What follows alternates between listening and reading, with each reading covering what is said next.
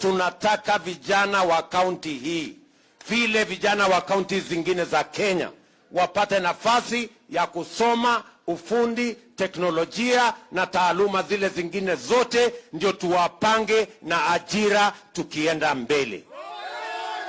Watu wa Kakamega, mnanielewa jameni? Ndio mimi nimekuja hapa leo. Sawa sawa? Na mimi nataka munisikize kwa makini. Sawa?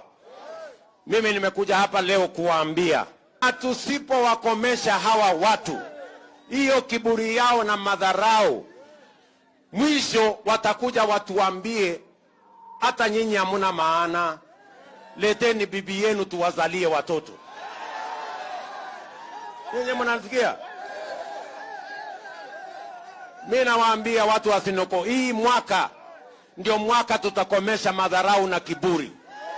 Wajue ya kwamba hata kama uko na bilioni 1 kwa akaunti yako, kura yako ni moja kama mama mboga wa hapa Sinoko.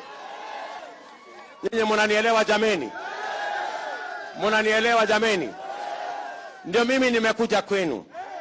Sawa sawa, watu wa Sinoko na watu wa Kona Mbaya na watu wa hapa Likuyani, mimi nimekuja kwenu.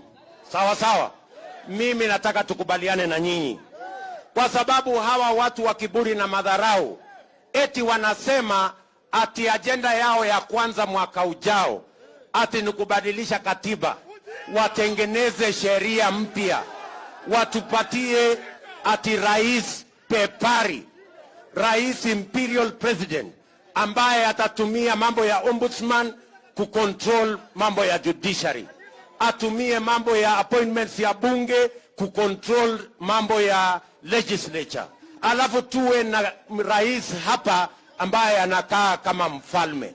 Mimi nataka niwaulize nyinyi, mnataka rais mfalme ama mnataka rais mfanyikazi? Mnataka rais mfalme ama rais mfanyikazi?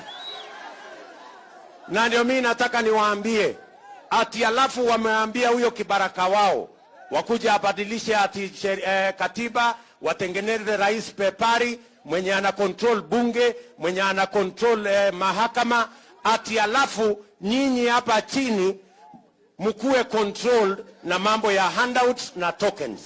Mimi nataka niwaulize, hawa vijana hawa wanataka handout ama wanataka kazi? Hawa vijana wanataka handout ama wanataka kazi?